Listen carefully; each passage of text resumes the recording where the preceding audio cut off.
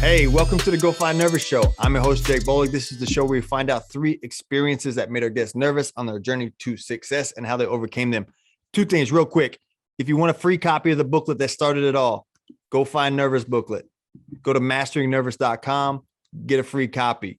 We'll ship it to you. Well, it's free plus a little bit of shipping and handling. You check that out. Also, if you would, do me a quick favor.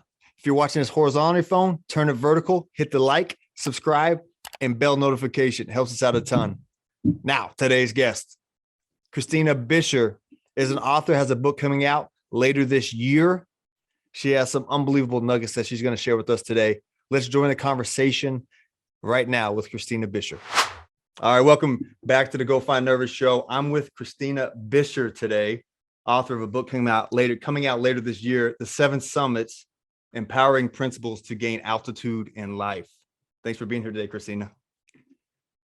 Thank you for having me, Jake. I know we have some of these fun conversations offline, and to have them in this format is been pretty much the highlight of my week. Super looking forward to it.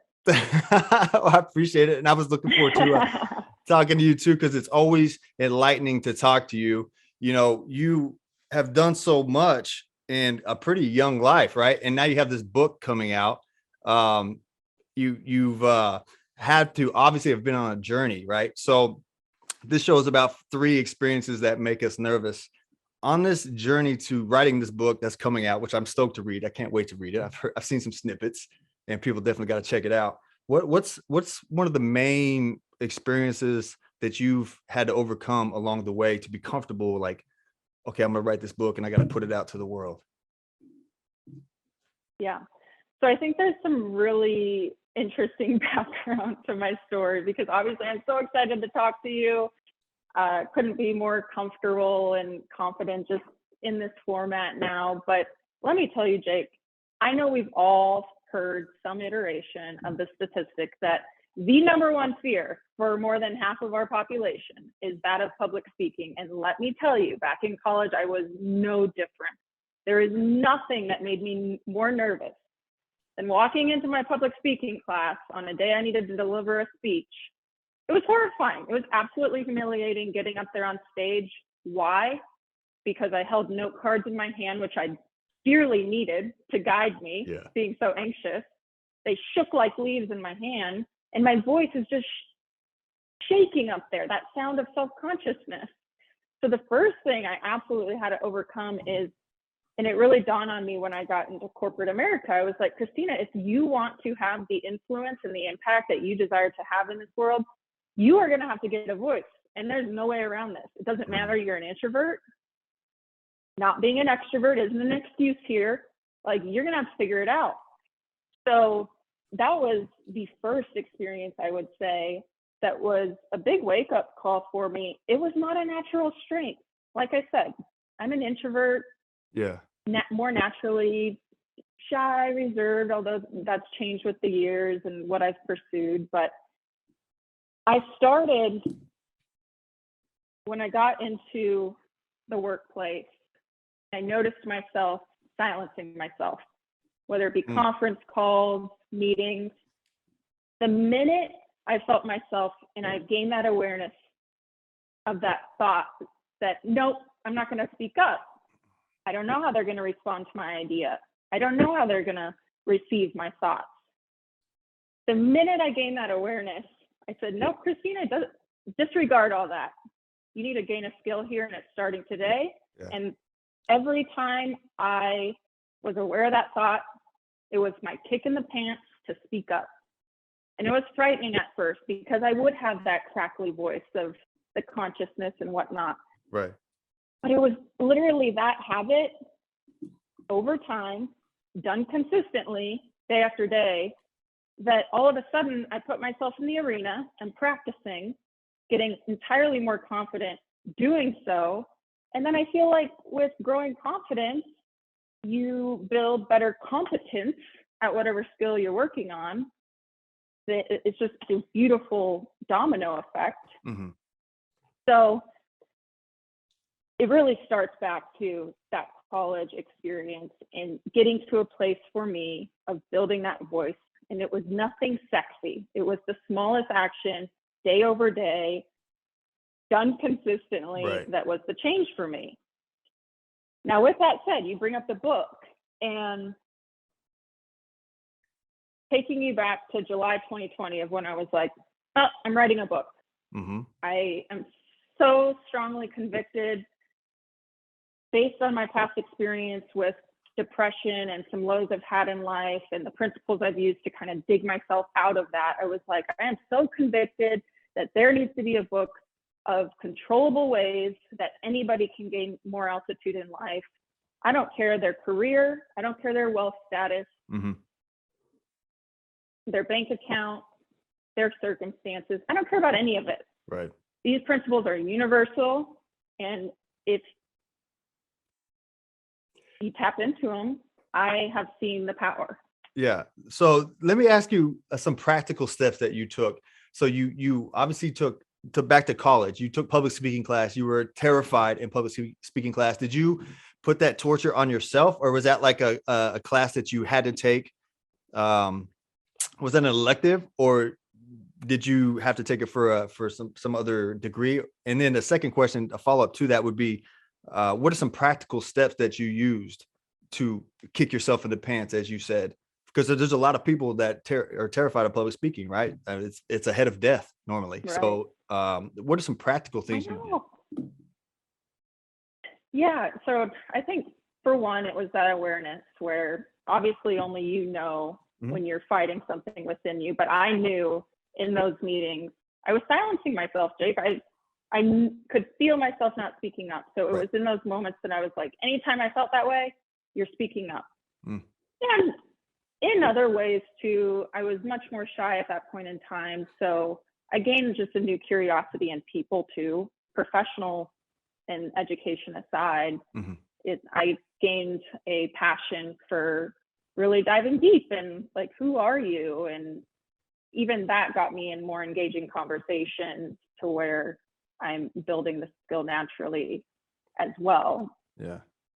But I think it's a good segue into this resistance I still felt when I decided to go forward with the book, because, well, you and I both love that book, War of Art. Sure. It's a great book. And this thing I'm going to talk about is referred to as the resistance. Mhm. The linchpin, another great book, refers to it as the lizard brain. And I'm going to humor you with some of my internal dialogue. Okay. That occurred when I was like, yeah, Christina, I think it's awesome. You're going to dedicate this book to the kids that you don't have. You're not dating anybody, but good for you. And so some of my thoughts were literally like this banter in my head, the resistance, that thing that's just trying to crush your inner genius. Mhm. It's just like, who do you think you are? You're not Mhm. Tony Robbins. Right. Well, I was like, yeah, I'm female. Mm-hmm. You're not Mel Robbins. You're not Brene Brown. Well, it's sure. Tell me something I don't know. Mm-hmm. Well, you're not even dating someone. Why are you going to dedicate a book to the kids you don't have? Mm-hmm. And I'm like, well, wouldn't it be better to live authentically and let that all play out? So these were literally some of the thoughts that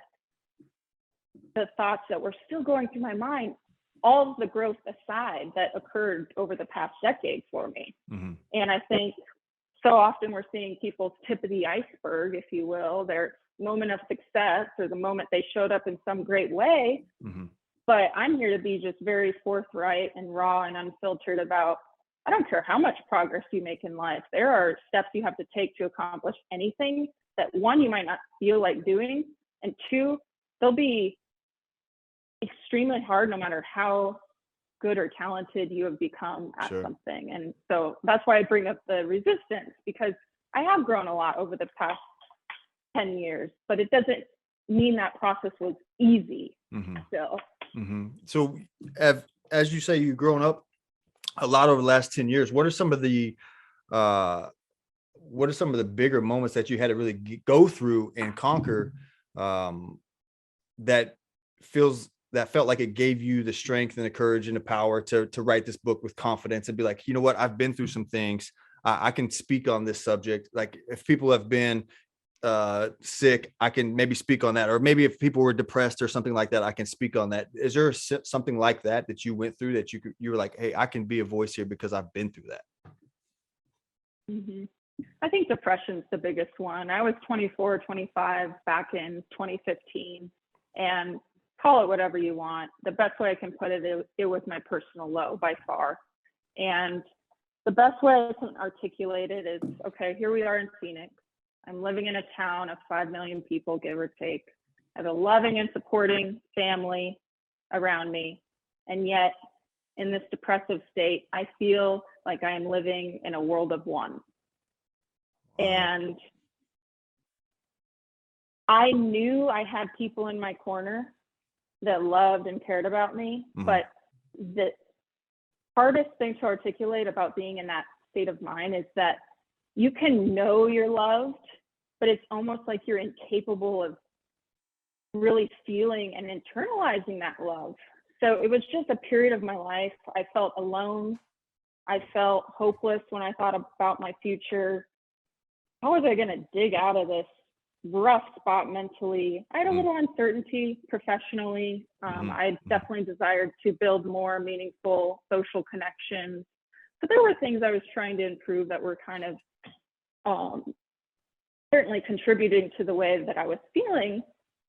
But nonetheless, I mean, there's nights I went to bed crying for no good reason. My life wasn't broken. Yeah. It just not a good state. And that happens a lot with, oh, I'm sorry to interrupt. That happens a lot right now with 20, like you said, you're 24, 25. I've seen a lot of 24 and 25-year-olds right now in time that go through a lot of, there's so much on them socially. And I don't know what your reasoning was, but that there's so much pressure on them. I feel like that's a message that resonates with a lot of people. What are some of the things that you had to do to crawl out of that? Yeah, so there became a day that, we hear that emotions are teachers. And I truly believe that low struck me to get me to act. It had to kind of get that low. Not that I ever contemplated death, to be quite blunt with you, but what I feared most is not contemplating not existing anymore, but I feared the reality of waking up every day for the rest of my life just totally unenthused, like I had been. Excuse me. Good old golden retriever. Oh, you got a pup. Hey, all right, making an appearance. Sorry about that. Yeah, it's all good. What did I do? So there came a day that I was like, I got it. And at that time, when you're unenthused, when you're void of energy, inspiration, and all these things, taking that first step it's hard. Sure. It's hard. Yeah. I don't know who I have to thank for this, but literally I started so small. I said, something inspired me to ask myself 3 questions on the way to work each day. First question, what am I grateful for? Second question, what am I excited about? And third question, what will I contribute today? And the beauty of those questions for me was when your focus is on gratitude and what's right, it is entirely impossible to be entirely unhappy. And that just started changing my energy. And with new energy came new confidence and conviction and energy to tackle new things in life. I started saying yes to more social events that I didn't have energy for otherwise, and started feeling like I had the energy to apply myself professionally in ways that were meaningful for my growth. And so it literally started that small, but it was this great domino effect. And now here I am in a future state of confidence that kind of led me to this state where I was like, write a book? Who cares? I'm scared. I'm just going for it. But the reality is 5-10 years ago, I would have just squashed the idea right then and there. Because I would be too fearful of outside opinion or whatever other irrational things that we can care about. Well, we do. We kind of grow up in that what does everybody else think world, even from a young age in elementary school. Whatever you wear, getting made fun of like once or twice could be traumatizing to somebody, right? So then we're like, I'm gonna pour my heart out into this book. Like that's not gonna be painful. Like people made fun of me for my jeans in 5th grade. Do you think they're not gonna make fun of me for this, my entire heart in this book, right? So I can see where there would be fear for that. But I like what you said as far as the 3 questions. Because there's something funny about like momentum, like just the little things, you start to get this momentum. And I heard something one time, I'm not sure who said it, but I'm sure many people have said it about like if you're in a real state of depression, it's almost impossible to be depressed if you go help somebody. Like if you're helping, if like you're acting in that moment, it's very difficult to be depressed. If you're focused on that, it's very difficult. But I'm not making light of depression because it's obviously a real thing, whatever you call it. But so you go through this stage, and then you say, okay, let's write a book. How did that come about? Where was the inspiration for that? The coronavirus, COVID-19. So again, back in 2020, I was, on Instagram, wherever I am, and the memes want to tell me, oh my goodness, this year is a dumpster fire where it should be worthy of a redo. And I said, you got to be kidding me. I'll be darned if a year of my life is so terrible that it's forgettable. It's a good meme, but it's not going to be true in my case.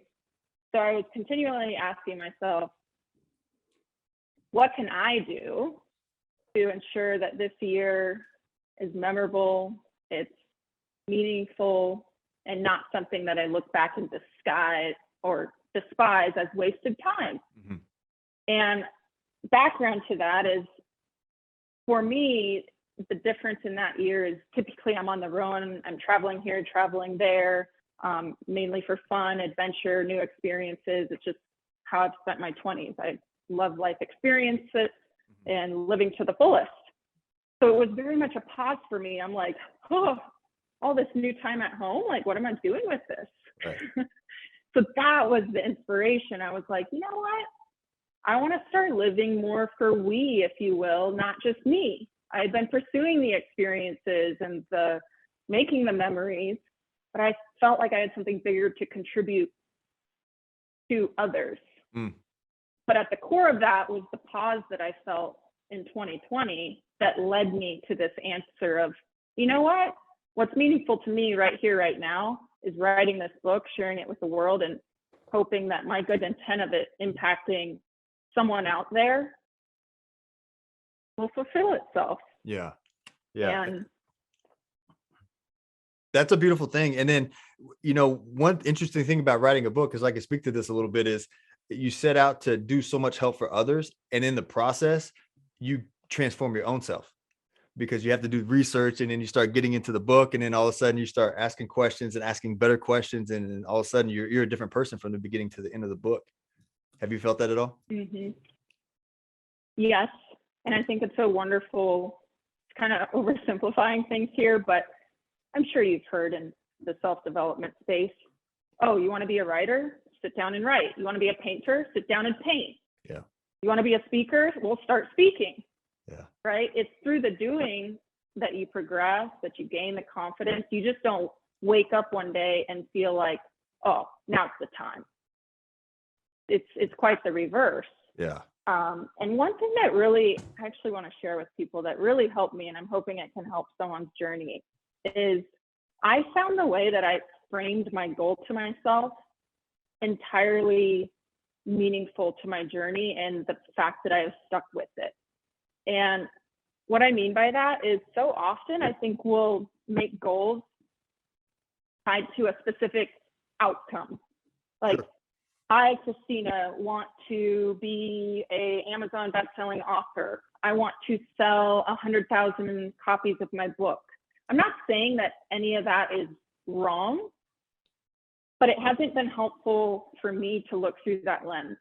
When I started the process, I said, Christina, the success of what you're doing right now is going to be in showing up every day and doing the work, doing the writing, and shipping the darn thing, publishing it. At the end of the day, Jake, I can't as much as I want this to be powerful and impactful for people, and as much as I know that I've given every ounce of me into it, Mm-hmm. I cannot control how many of these books sell. I cannot ultimately 100% control if I make a bestsellers list. So my personal thought about it is, why would I ever tie my worth to that? Yeah. I'm going to tie my worth to my commitment to the process and let that stuff figure itself out. Yeah, that's a beautiful way to put it. I don't know if I heard this somewhere, or maybe, I don't know, made it up in my madness one time. It was like, you can control your greatness, but you can't control other people's perception of your greatness. So you can't, like you said, you can't control that. Yeah. No, you just got to show up. And I think that's where I was flawed as someone out of college, is you're in this state of mind that you have to please, and you want to please people, and you want whatever you put out into the world to be accepted. Mm-hmm. Or it's like, no, I think that's the furthest thing from the truth. You have nothing to prove to anybody other than proving to yourself that you're not going to be an example of the passion paradox and just have this beautiful, great idea and no execution. Like, show up. And wait, talk about that. I'm sorry to interrupt. Talk about that for a second. I'm sorry to interrupt. I love that. The passion, what'd you say? Passion paradox? Yeah. I've never heard that before, so but talk easy, about it. Yeah. Well, so the writing journey in itself, right, has brought its own challenges. Mm-hmm. There are some days that I feel like I can pull Santa's sleigh. I'm like, oh, I am on one today. I have some good ideas on paper. Yeah. I am feeling good. And then there are some days that I'd be hard pressed to beat a turtle in a foot race. Yeah. You know, I'm like, oh gosh, is this what they mean by writer's block? Like, I don't feel like I have anything to contribute today. And so it's been such an analogy for life, because you have these highs that you're in flow, you're feeling good. Yeah. And then you have these moments of, holy moly, this is hard. And it's hard because for me, it's going to be a 2-year process before I ever publish this thing. 2 years of not feeling it some days, but being like, well, I'm going to listen to Mel Robbins here. And she says, you're never going to get what you want, Christina, unless you show up when you don't want to. Or I'm going to listen to the Jim Rohn that says, well, what pain do you want? You choose. Do you want the pain of the discipline of showing up for the 2 years and doing this thing? Or do you want the pain of regret of just throwing in the towel on the hard day and saying the heck with it? So the passion paradox for me, I feared falling into that bucket, Jake. There's times I've woken up where I'm like, good Lord, you know, I've got a good idea. I believe that. I'm convicted in the value that it can provide, but I'm scared that I'm going to have this good idea that I've shared with people, and I'm not going to fulfill it. You know, I'm past that point now. I mean, I'm in the final stretches of finishing this thing, but that was a thought that occurred to me. I'm not too proud to say that. So yeah, passion paradox. It's like, it's so easy to have the ideas, but again, I don't care how skilled, talented, how much you've grown. I'm talking to myself, right? Yeah. It doesn't mean that the bad and challenging days disappear. That's a fact. That's a real fact. So what are you doing now? Yeah, what are you doing now? We actually have a few minutes left. We got a couple minutes left. We could talk for hours. But we got to tie this thing together here. What are you doing right now to go after Nervous? What's the thing that you're attacking right now? And then let's tell everybody where they can follow you and find your book coming soon. But what are you doing now? Yeah. So what I just kind of mentioned is really, it's a continuous process of, you know, I'm tying up the book cover, I'm tying up the final, you know, odds and ends of editing and content creation and all these things. So it's still, to this day, I get up and I remind myself, it's another day of showing up. You know, it's in the process that you're committed to. We're not worrying or stressing about the outcome here. We're showing up. That is success in itself, if you ask me. Sure. And that's what I've really held myself to. And I appreciate just the ability to even share with people today, because I feel like a lot of what we're speaking about, it's shedding a light on the harsh realities of progress. So often we see this, you know, we look at this successful entrepreneur or whomever, and we're like, well, why is their journey so easy? Yeah. Like everything on their social or everything in their life is looking bright and shiny. Yeah. But it's not that way for anybody. And I'm here to just tell it how it is, because I would love if we as a society and as a community normalized the reality of progress. And the reality is a lot lies beneath everyone's iceberg, the tip of it. A lot lies beneath the water that you don't see. Obstacles, adversity, the challenge. And even in this short conversation, if we can normalize that to give people that hope that you're not alone. Like, this is part of the process. Let's embrace it. Yeah. Like, the bad days are temporary. You push through. The next day, again, you're going to be pulling Santa's sleigh on your way. You know, so I love let's it. go. Yeah. Like, it's. Yeah, that's perfect. That's a perfect way to say it. And it needs to be normalized because it's so difficult.